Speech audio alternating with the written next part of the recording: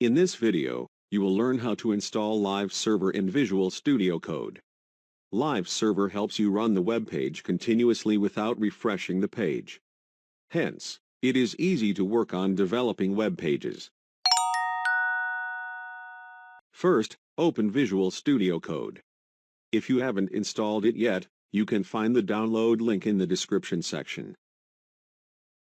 Then, select Extensions and search for Live Server.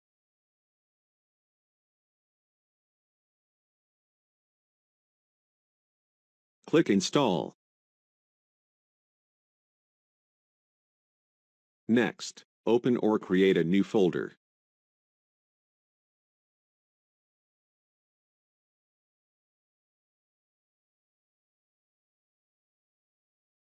Here is the folder that was added to VSCode. In this folder, create an HTML file and name it index. We will add HTML code to test Live Server. So write an exclamation point, then hit Enter. In the body element, add Hello World. Then save the file.